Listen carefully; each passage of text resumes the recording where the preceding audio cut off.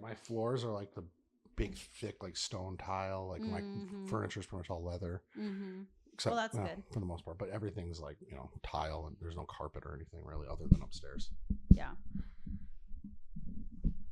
Oh, how'd the podcast go with Big B? Which one? We did two. We did one with him and then one with him and Viet. You did with Viet? Mm-hmm. Oh yeah, it was really good. Oh my God, I'm so excited to see him in a couple months. It's my boy. It's the shit. So is there like a sound check? Is this what we're doing I'm doing it right now. Oh, I should record. We're and then I'll tell doing you the when it's B-reel. You ready? Yep, we're good.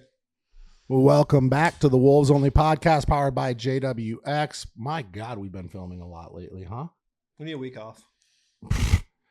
This is Steve's attitude. Steve needs a week off. Just take him to an island. I think he'll come back and you take him to islands. Oh, delicious. Okay, don't get greedy over there. You give me 3 days, I want 4. You give me 4 days, I want 7. Oh my gosh. Well, the problem is we don't have enough time to release everything, so I need time to release everything. Just know that you're gonna have to have Wi-Fi on that island. I like to stay ahead of the game. I know. I like to stay way ahead of the game. Hey Channy. Hi. How are you? Great. Fantastic. So you guys, you got tattooed today? I did. What'd you get? I'm getting my half sleeve done. Well, I'm not going to take my jacket off. Okay. He blasted me today. Did he? Did it. Mm-hmm. Nice. And outline, shading, color? No, not the whole shebang. I kind of hit a wall. I needed some food. So we went and got some Justin sushi. actually has like the formulas behind tattoo sessions. You want to know how I sit for so long? And Yes, you want I to know do. how I heal within like I literally heal in 2 days. Tell me all the way. No flaking, no scabbing, no crusting. Like looks like it's supposed to in 2 days. Tell me. Here is the recipe for how to heal a tattoo in 2 days. First things first, you have to be extremely healthy. So no toxins, no alcohol, no drugs at all in your system, right? Obviously. That's the first part, right? It does depend on your immune system, but you're a healthy gal. I have a great immune system. Great immune system. I do. Okay, so here's the process, okay? Mm-hmm. First things first, huge breakfast. Pancakes, waffles, bacon, eggs, all of it. Second thing, you're going to want to make sure you're very hydrated. Okay. And 4 ibuprofen beforehand. Okay. Keep the swelling down. Okay. During your tattoo session, Swedish Fish, Sour Patch Kids, and or any sugar. So periodically throughout the tattoo, eating sugar. Okay. Spike your insulin. It helps you sit longer and deal with the pain better. Okay. When you're done. Yes. Okay. When he's done, he's going to green soap it, right? He's going to wrap it. Wear the wrap for 1 hour. Okay. It's been an hour. No more than 2. You can wear it longer, but I'll take it off after this. Well, no, hold on, because then you go straight to the shower and you wash it. Okay. Okay. Wash it with the most basic soap ever. Yes. Okay. Like Dial. I have that. Soap. Mm-hmm. Okay. And then let it dry. No A&D, nothing. Just let it dry. Okay. And then before bed, you're going to wrap it back up. Now, the only reason you're going to wrap it back up, you don't have to, but the reason you want to wrap it back up is so it doesn't stick to your sheets and it doesn't bleed onto your sheets. Yeah. Okay. So you're going to wrap it back up. When you get up in the morning, first thing, wash it again, Dial right away. Okay. Let it dry. Okay. It's still going to be film, like it's still going to be soft. It's not going to be you're not going to need Aquaphor or A&D yet. You're not at that point yet. Okay. You wait until it starts to dry out before you start applying when the it gets A&D. like that scabby. Right before. Oh, okay. So usually by the end of day 1, the second day after you get the tattoo, that's when you start to use the Aquaphor. Thin layer. Now, here's the caveat. Here's the trick. Vita by Ambrosia Collective. Vita is a immune system booster. They took it off the shelves during COVID. You told me about this. Yes. You did. Yes. Okay. Yes. Now, Vita will like shock your immune system, and because really your tattoo healing process has a lot to do with your immune system. Right. Right. So there's that. Okay. Okay. Now, I also take human growth hormone. That's probably not an option. I will tell you that HGH does make you heal quite a bit faster as well. But either way, you have the rest of that minus the HGH. You should be good in 2 to 4 days. Okay. And I'm telling you, like, to the point where you can go back and tattoo over it. That healed. Okay. Yeah. Well, I'm coming back in 2 weeks for color. So. Oh yeah, 2 weeks will be fine. Yeah. Mm-hmm. It's the secret. Mm-hmm. So he did tell me. Now you know. Yeah, he was like, but I was already on my way. Love you so I much, know, Steve. my I fault, love you. my fault. Steve, are you going to start using that when you tattoo people? Are you going to start using my process? You really should. Well, mine is like all the additives you put in after, like the Vita and stuff. I pretty much was telling them that. I told you that process. I told you to get a huge breakfast before. I told you that. No. No, I 100% did. Oh, so I'm more tattooed than Steve. Yeah, well, I've been he did tattooing tell longer. Me, he said you need to have sugar and you need to have snacks. So I went by Starbucks. I got a Rice Krispie treat. Rice Krispie treat. So I did. Yeah. See, this is the problem. I don't eat like that. So I got one, and I'm like, I'm good. So I ate it before. I felt fantastic during the tattooing, and then at one point, I'm like, yeah, you needed to spike your insulin again. You needed more sugar. Yeah, exactly. I felt it too. Sugar is a great, it's really good for pain tolerance. It just does something. It's pretty wild. Yeah. Yeah, because I felt fantastic, and then it was like, oh wait, no, this is rough. Yeah, when we get the second half and we start doing the thinner lines in the little extra portion, it's when you hit your wall. You do know that I did my head, neck, and throat outline, shading, and coloring in one session. That's psychotic. One session. There's no way that's just sugar, though. I think you're just psycho. And my neck I have a 19-inch neck. You did all around your neck? All the way up my head. Other than the 2 pieces. Oh, it's a one that Steve did. All of this was all done in one session. Well, bravo. One session. Bravo. 10 hours. That's freaking crazy. On your throat. But I did it. I sat through it just fine. No numbing cream on that. I did not discover numbing cream until my ribs, which is my most recent piece. Yeah, well, he like told me like 3/4 of the way in. Hey, do you want me to get you some numbing cream? I'm like, use it when in the appropriate spots. I didn't even know that existed. You don't want to use numbing cream during outline though. Oh, okay.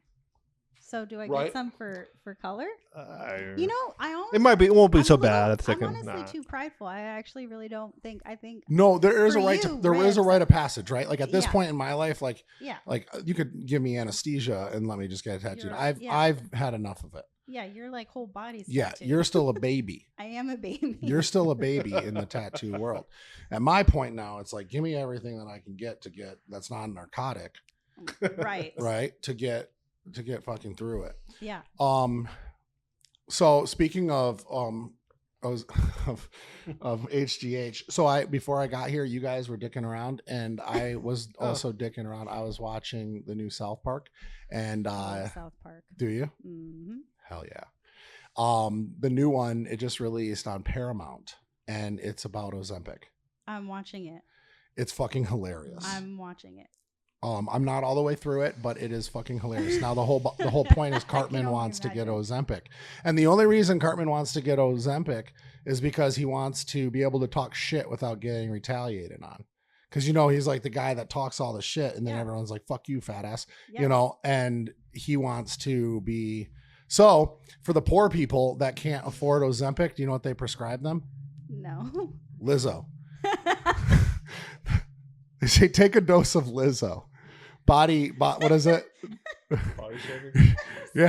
Yeah, body appreciation or whatever the fuck. God. Okay. Oh, so they're like, here we'll prescribe you some prescription grade Lizzo, and then they start advertising it. But it's really funny because it's so great how South Park keeps everything like so on time, with current times and things like that. And Ozempic is such a fad drug right now. I don't really see a problem with it. A lot of people do. I think it's great because, the world needs less fat people, but yeah, but I'm going to have to disagree. let's talk about this. Go on. Yeah, go on. Why do you disagree? Well, because then you're not teaching them healthy habits. Then they're not going to learn the healthy habits. No, Some people but are bound to just die of obesity. Okay, so pre-diabetic people and like the purpose of Ozempic, I understand that. I think it's good for that. Yeah. Are you against performance enhancing drugs? No. Then what's the difference? This is true. Right? Yeah. Like, I mean, have you ever taken clenbuterol? I think I'm being a little hypocritical, actually. Okay. Because the reason why there's something about Ozempic that like, I think it's because of what I do and how I, with my business and stuff, my coaching business, I only coach women. And my whole thing is like teaching them healthy habits, having self-control. Oh, no, you're not wrong there. You're not wrong there. It kind of pisses me off when like, it's like candy to a baby. It's like, oh my God, Ozempic. And it's this rapidly growing thing right now. And I'm not going to stereotype it, but I am. In the housewife community of like women that have tried like every fad diet and it's like not working.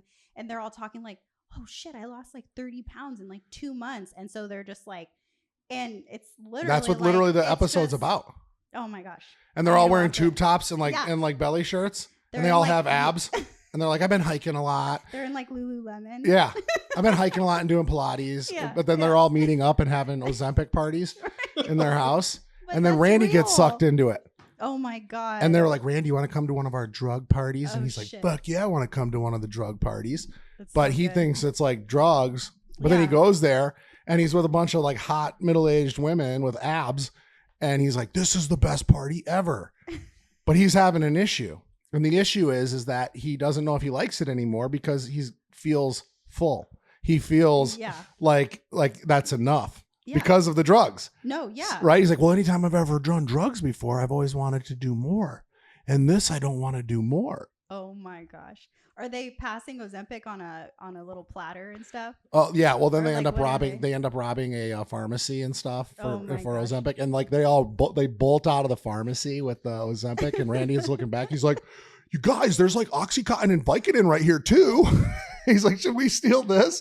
I died. I was like, this is one of the best episodes it's actually like a special, like a special issued one. It's like an hour. That show's brilliant. It's brilliant. It's always been brilliant. You want to hear a funny thing about like so listen to this. So obviously it's been around for about 27 years. Okay. So let's see if I know what you're going to talk about. 27 years. So, but there were some breaks in it because I remember it came out when I was about 9. Okay. 9 or 10. So what's 9 or 10? That's 97. Like what's fourth? Like what's like third grade? What's third grade? Now what age is that? You are like 7 or 8. 8. Mm-hmm. Okay. So that's probably when it came out. Okay. Yeah. 8. So we were very influenced by South Park. And we would sneak together and watch it like at our sleepovers, my buddies and I, Yeah. And there was a project, and you may have had to do this project. Did I ever tell you this story? No. Okay. So I'm actually shocked that I don't know this story. I know this story. Okay. So Steve. I know. So do you remember stop motion? Did you ever have to do a stop motion project? No. In art class? Motion? Did you have to do a stop motion project in art class? I probably at some point, yeah. Where like you take construction, you make like characters out of construction, and then they put the camera over top and stop you move motion. It's what South Park was originally. Stop motion is, but I never did it. I don't know. Okay, so we had to do one. Okay. And we made one, and it was so violent. It was so violent. It was South Park. We had like a snowman that was like heavily armed with like a bazooka and like Tommy gun and like there was like a hand grenade going into a stroller like situation. It's like very normal though for boys. That's so normal. But here's the deal. We issued that, and then like 3 days later, Columbine happened. Oh shit. Yeah. Columbine. Yeah, I remember. That's just bad timing.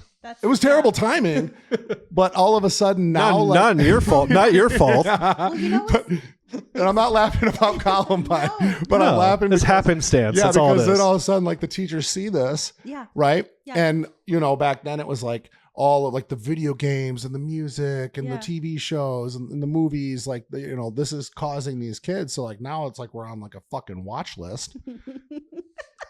I'm just laughing because it's totally normal, like adolescent boys to like do things like that, like blood, guts, gore, all that shit. My son does that. He writes his own comics.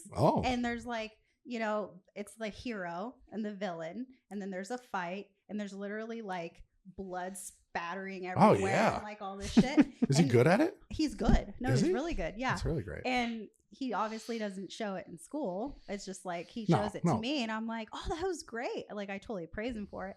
But back in that time when Columbine happened, it was like any little boy that did anything like that, it's like, oh my gosh, he needs to go into therapy. He's gonna be like a mass shooter. Like, oh my God, like all this stuff. And they called our parents in and everything. It was a whole deal. Yeah, it's not always that way. It's just boys. It's like you watch action fighting movies, and it's like the hero and the villain, and you're killing the villain, and it's just the way you guys are. It's in your DNA to be the hero. Yeah, it's the way it is. It's normal. Or just to be violent. Yeah. Oh yeah, my son like will get in fights at school with his buddies. Like he has a little, you know, friend group, and then they make up right after. Yeah, we used to have a fight. We used to have like a really cool. It was called the Maze Craze. So okay. It was like a really cool like swing set, but like castle maze situation. Like one huge big thing. Yeah. You've seen it before. Like they're all made. I'm sure I have. Yeah. And then in the middle there was like a big opening, like a courtyard in the middle. Yeah. And like people would be like hanging off the sides, you know, and we had like an audience round. We'd have a fight club in there.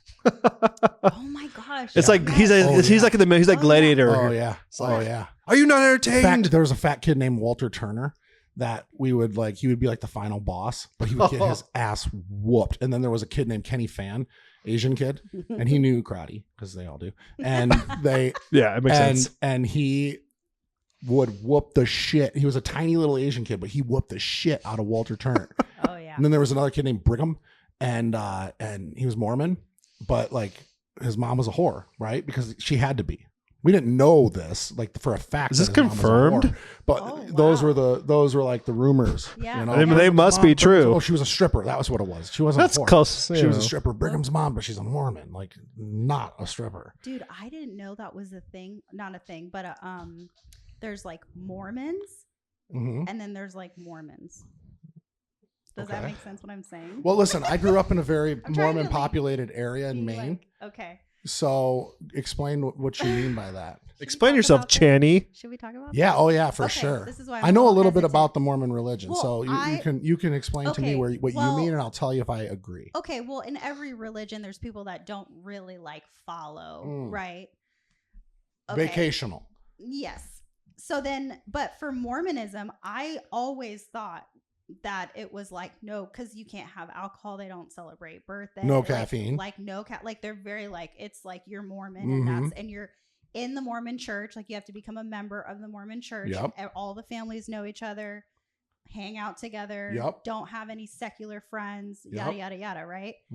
Until I met like a friend of a friend. It was like a family that lives here.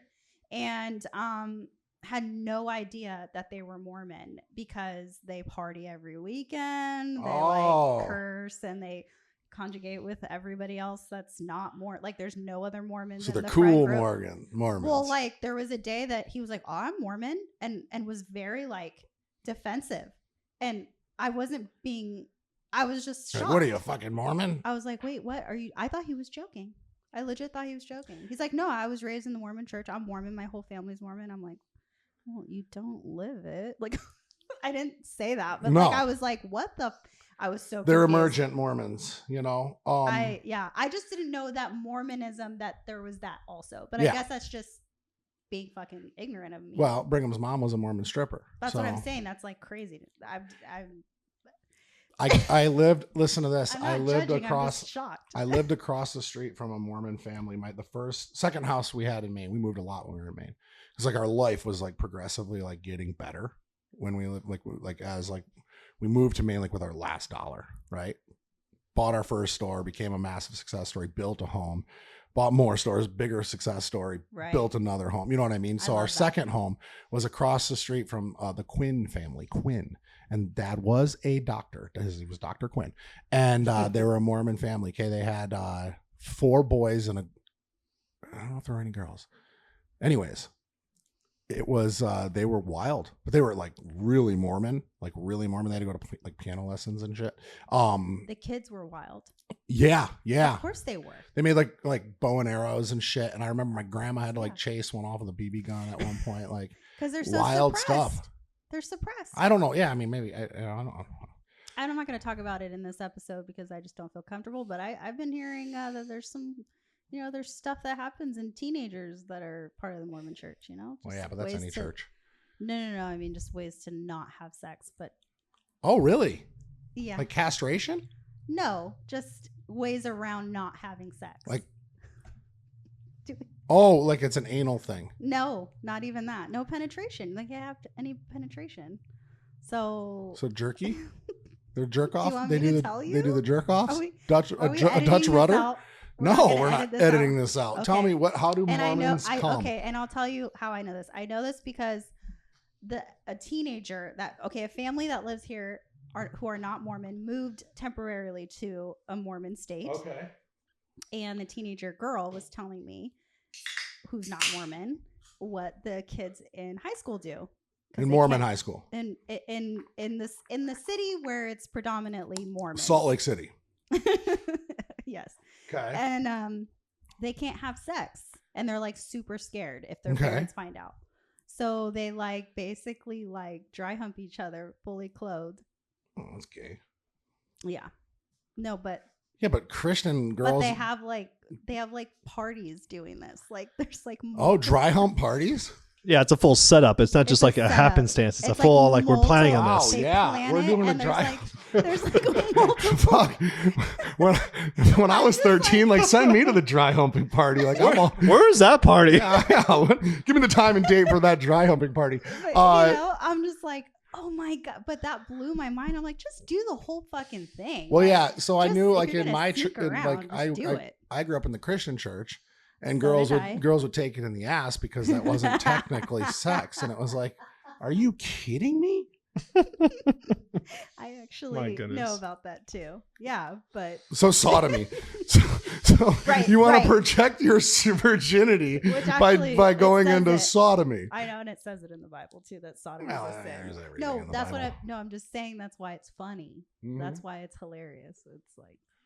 Yeah, I mean, it's safe. It's a safe bet. Actually, it's actually a good. I think it would be a good thing to teach your kids. Like, go dry hump. Like, go over there and dry hump with a bunch of kids.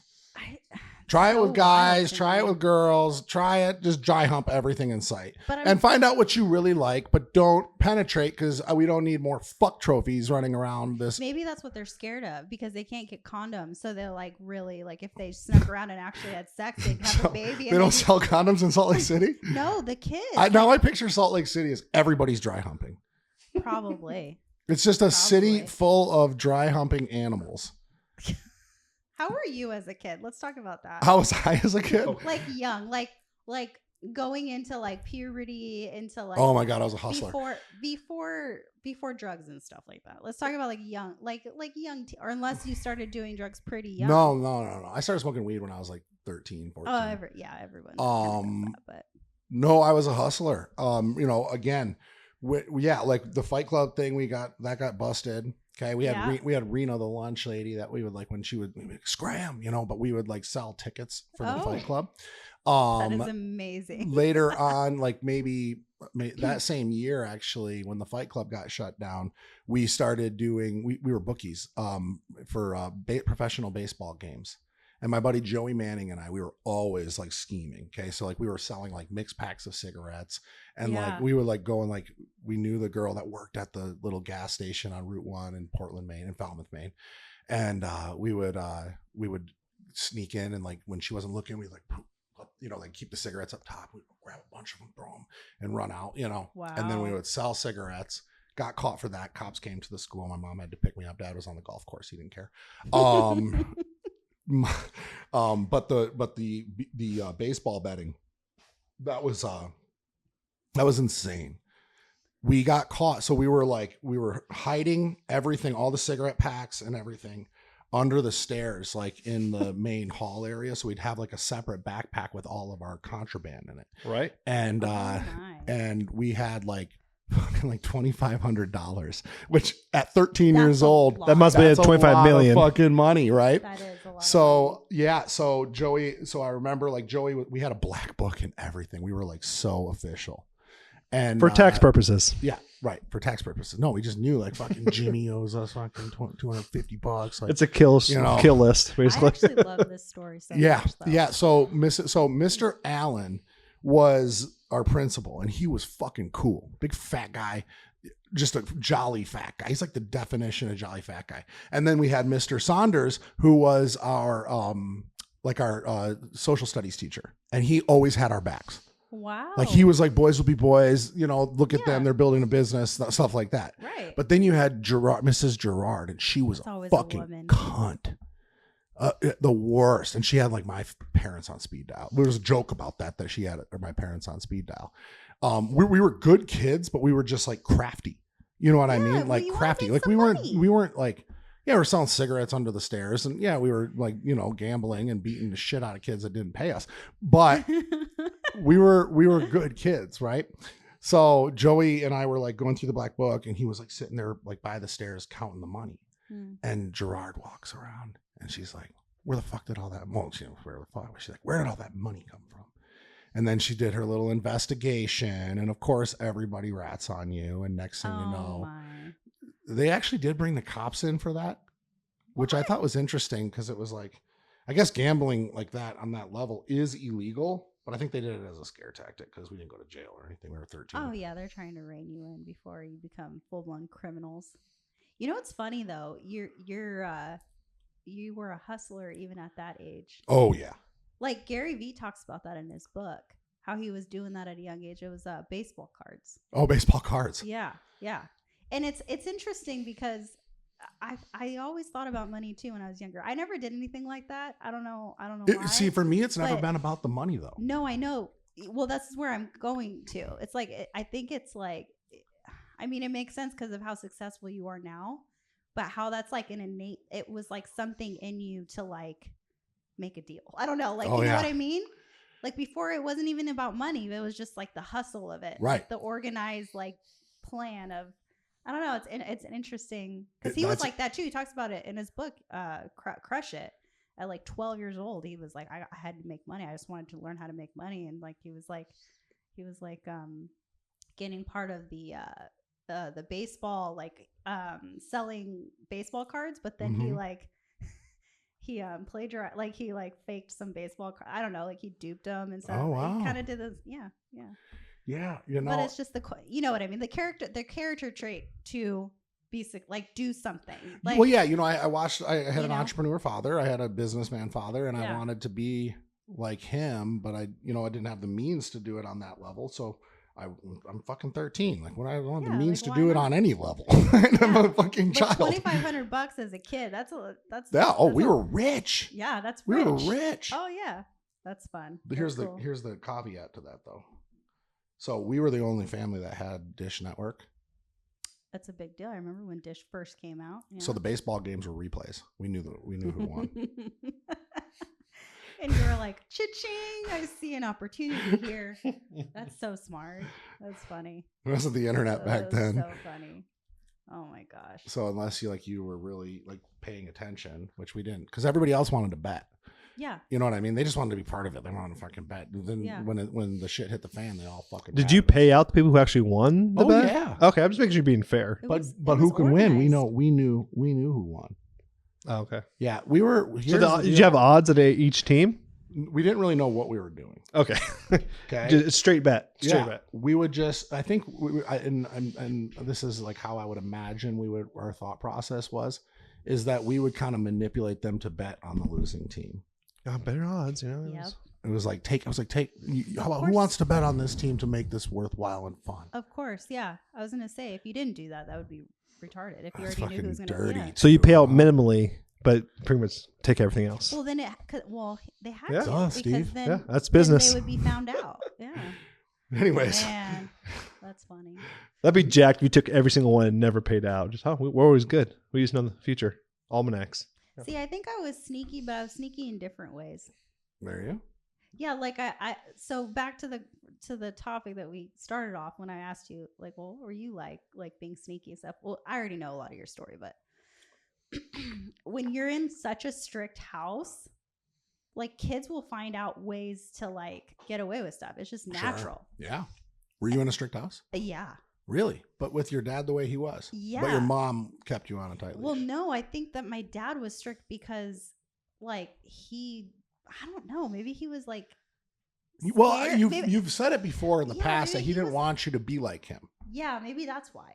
Yeah. So all I did was He was protective. Yeah, I was overly. Yes, overly protective. I think I was just really good at. I became like literally so good at sneaking. Could it be that you didn't really even need to sneak? You just thought you did.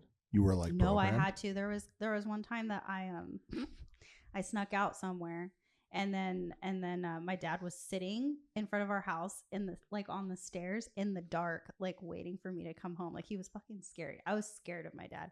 But then I came up with this story, and back then you didn't have cell phones, right? So I was like, oh, my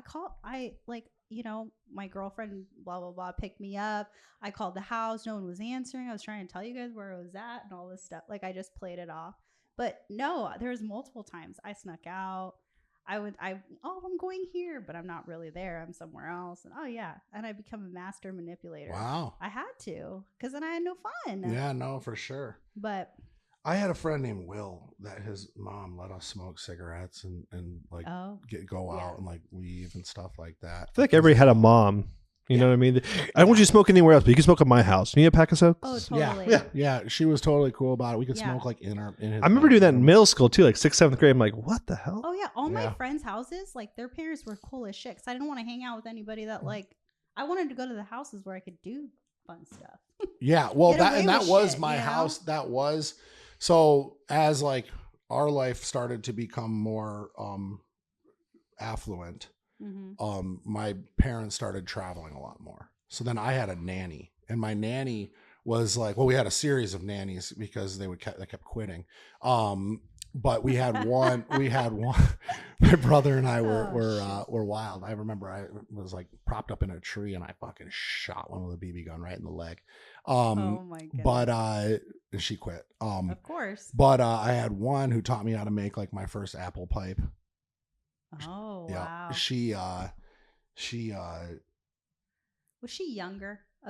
College kid. There you go. She helped me when I got the first time I ever got alcohol poisoning. Oh. Yeah. I was puking everywhere in my bedroom. Oh no. Playing Tiger Woods golf. I remember that entire night. It's so funny that I was fucking gone. That was like my first time really drinking heavy. I got alcohol poisoning. Mm-hmm. But so yeah, I mean, it's again, kids will be kids, right? Yeah. Fuck. That's actually really funny. You had multiple nannies, and the one that stuck around was the younger one. She was, oh yeah, I'll teach you all my ways. Oh yeah. Yeah, she was the cool. It was not even the cool. It's like a cool babysitter. It's a cool nanny. Mm-hmm. Wow. Yep. And she would let me have like little parties and stuff, and we had a really dope like pool section, like big waterfall, stuff like that. So I could have, Was she the last nanny? She was our last nanny. There you go. Because then when we moved back to Michigan, I was in high school. Yeah. Okay. And it was like, I don't know. It was just kind of, we could do whatever we wanted. Oh yeah. When you're in high school, your parents are like, whatever at that point. Mm-hmm. Mm-hmm. And we spent a lot more time with my family at that point. Mm-hmm. Because it was just different. Mm-hmm. Like our lifestyle was different at that point. Mm-hmm. But enough about me. Sorry, we got on a tangent. It's funny. Well, because we're talking like. Well, South Park really will bring up like the nostalgia in life. It's funny how things do that. Well, my favorite South Park episode, if this one doesn't top it, was the trans one with the guy that does the was it the Olympic race? He goes to the strong woman. Was it Olympics? Oh yeah, Randy Macho Man Savage. Yeah, I remember. Yeah, that one. He went by like Jennifer. I was in tears. I was crying so hard laughing. That episode. That was a great one. So I'm gonna have to watch the Ozempic one. Yeah.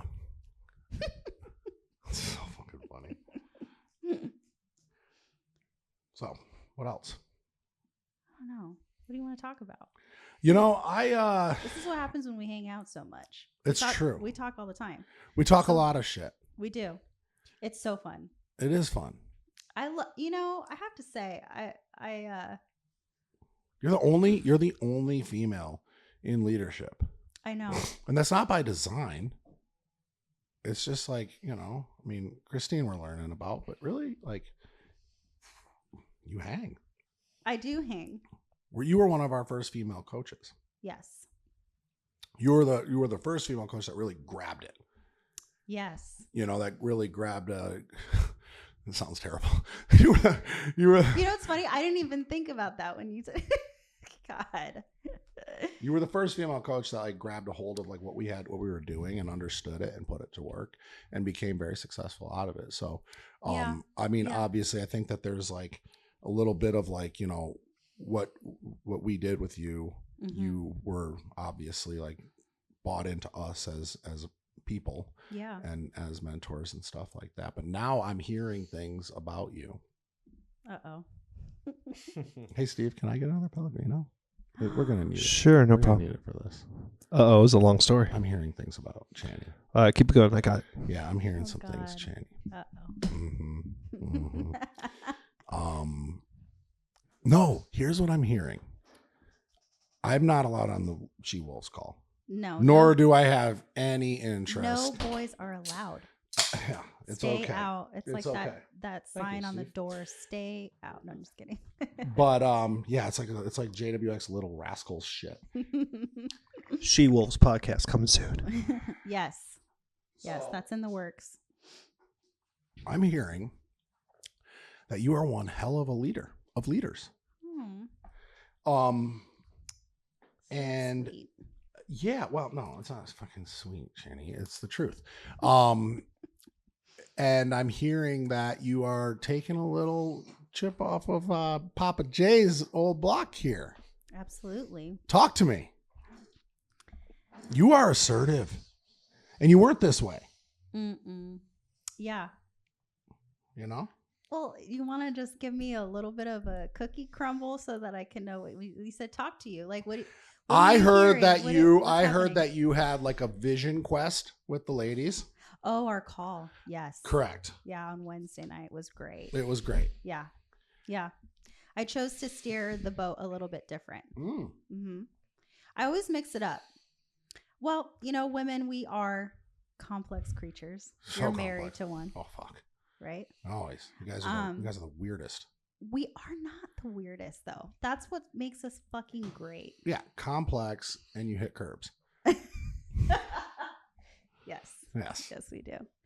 And it's a strength to learn how to navigate that. Okay, as a woman. The curbs?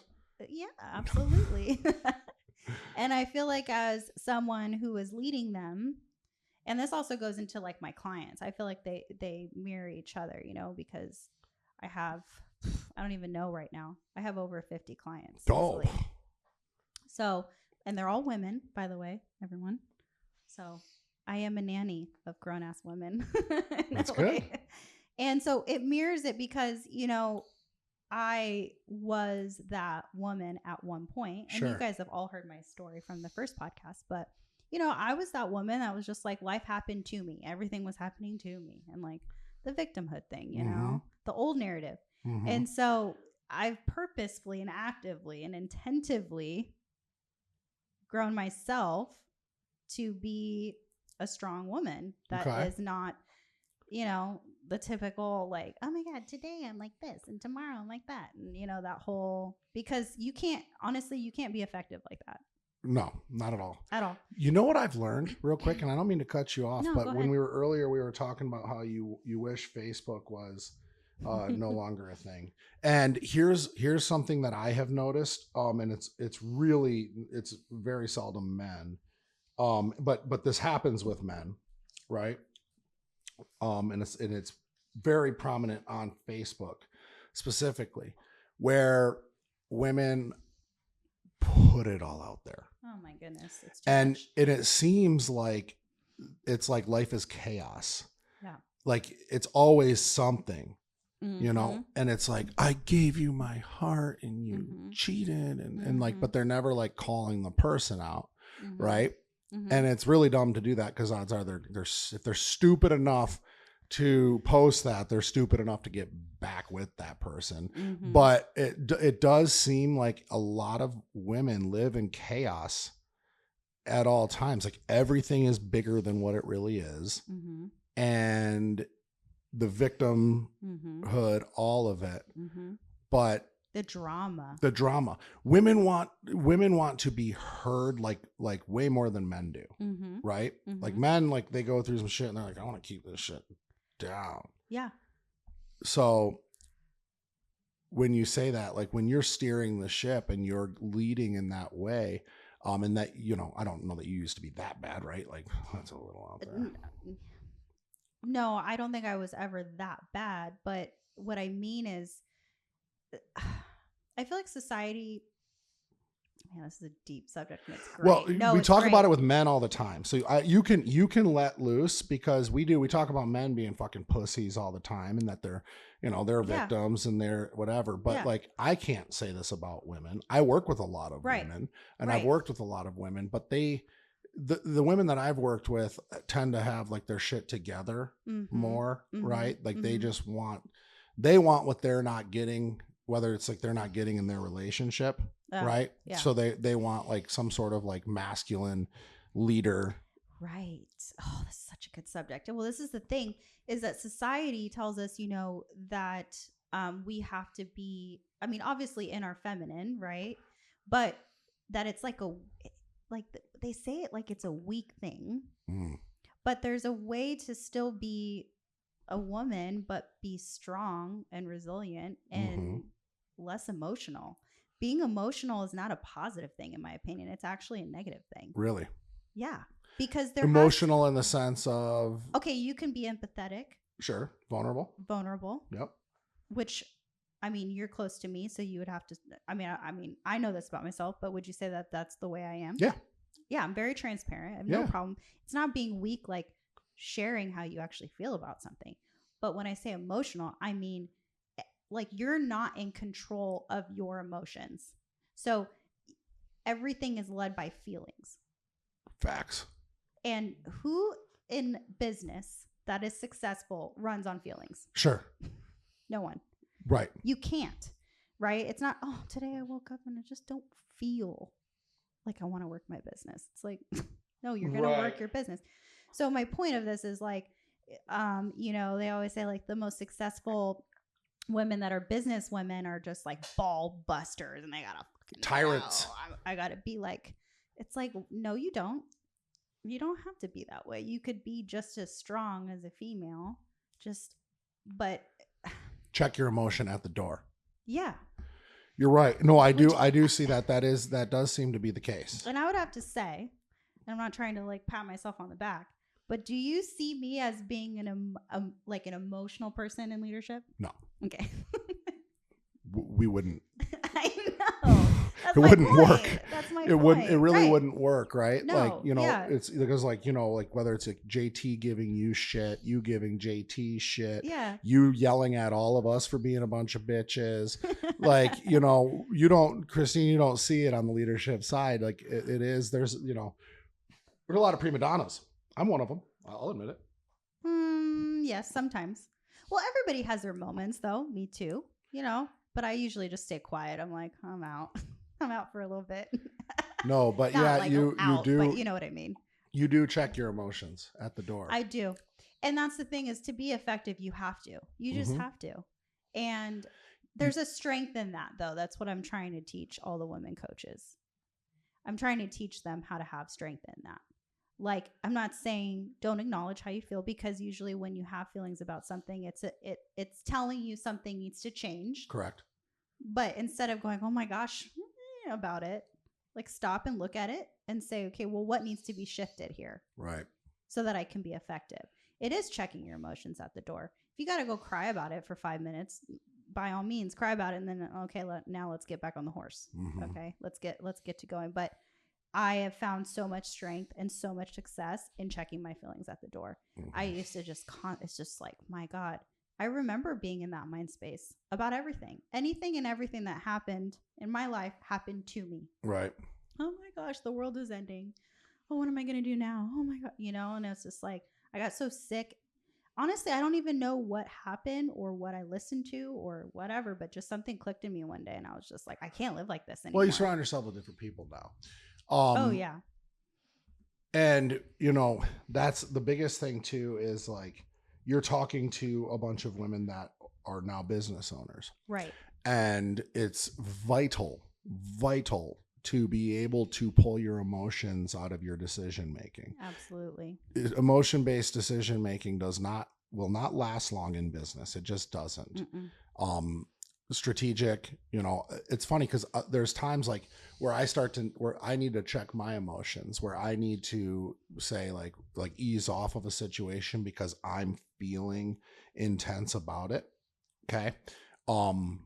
But most of the time it's just like, and I've decided just to stay in this same programming to where it's like none of it's emotion anymore. It's just always overproduction.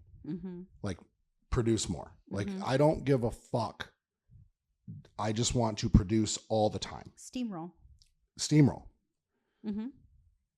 So it's a decision. But it's like, but you're right. But when it's like, after a 12-hour day of like just steamrolling through shit, I know. You know what I mean? Then all of a sudden you're like, okay, well, not everybody is going to have the same work ethic, but is it fair for me to expect it? I think it is. But when you have a team with you, yes. Because if you don't raise the bar, who's raising the bar? Yeah. Well, no, that's true. So, I mean, I'm pretty cutthroat in that idea. But when I have a team under me or with me alongside me, I mean, trim the fat. But that's just inject Ozempic into the team.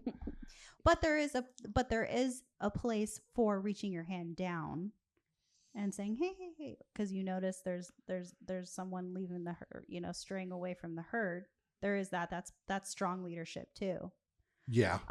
Borderline sheepdogging though, and I fucking hate that. Yeah.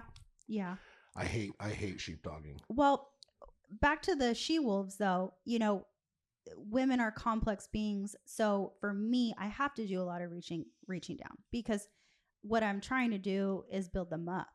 So, there's steps in that process. Sure. You can't just be like, okay, let's get on Zoom and I'm just going to freaking yell at you for an hour and, cut the tears and let's get to, I mean, you can't be like that. There's a way to grow them, you know? And, I have to go back, it takes a lot of me going back into my memory bank and being like, okay, what got me to this place? And it's steps, it's building blocks. It's like, there has to be a foundation first and then you build off of it. But there's you can ask the girls, there's some days that I'm a little bit more cutthroat. And then, last Wednesday I steered the ship. I did a little, I bamboozled them a little bit. Oh, it was actually really good. It was more interactive. And then I took them through an exercise at the end. That's what I heard. It was great. I heard it was great. I heard you had some audio difficulties though. Well, I was trying to play a song. Oh, you're really going above and beyond. Yeah, I was trying to play a song in the Zoom and I couldn't figure it out. But it doesn't matter. It worked anyway without the song. But I took them through a visualization exercise. Okay. Do you do visualization? Listen, if it involves meditation, anything like that. No, not meditation. Just like, it could be like throughout your day, Jay. You probably do it without even knowing you do it. Walk me through one. Well, that's like a full-blown exercise. I'm not going to walk you through it. But what I'll say is this. Like, do you visualize like where you want to be in a certain stretch of time? It could be literally next month. It could be next year. It could be 5 years. Do you do any of that? Do you want to know the truth? Yeah, I do, actually. This is why I'm asking you the question. I don't really give a fuck. My milestones are materialistic, to be honest. Okay. Because the milestones that I have for myself are like, I want like this is like, I mean, really, this is like, if I have a goal for myself, because I don't really like goals. right? No, yeah. No, not goals. So yeah. like my goals are always like materialistic, and it's like, to me, we had Viet on here a couple days ago, and we were talking about how you buy a Rolex because it's a crown for every achievement, right? That's why their symbol is the crown. Okay. Right.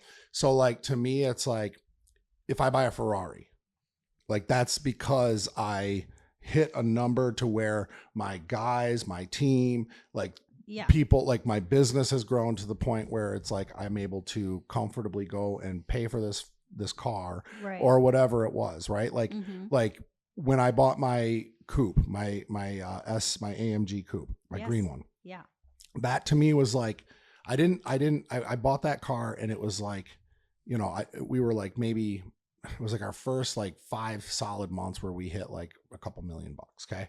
And I was like, okay, I'm comfortable buying a second car, you know, for myself. Now in the past, like in my other careers and things, or my other career, like that kind of stuff was whatever. I always knew I had a check coming in. Right. So when I went full force into, owning my own business and being an entrepreneur, it was like that. So my goals are very materialistic, and not because I actually care about the material, the whatever the thing is. Yeah. It's like, just like, it's like, that's the reward. That's the achievement for getting to a certain thing, a number, a sizable clientele, a reoccurring revenue situation. Like that's what it is. So it's funny to me because I don't really like visualize like what life will be like in 5 years. I don't you're happy right now.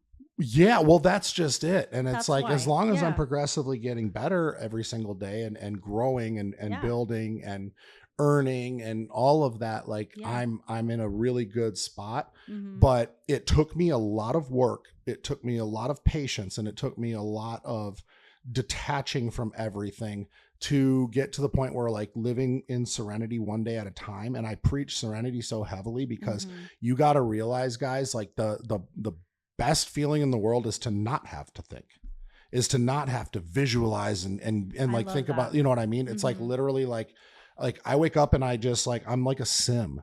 I'm like a guy that just like does what he does every single day. And that's where I'm happy. That's like, and a lot of people say it, and it's gotten, Scotty had to tell me it was getting unhealthy, like how much I was sitting behind my desk, how much like I was like, just like grinding. But, it's gotten to the point where like, I don't have a concern. I don't think about the past anymore. Yeah, I fucked a lot up. But I don't even think about it anymore. And I don't really think about tomorrow or the next day or whatever. Like I don't really have to.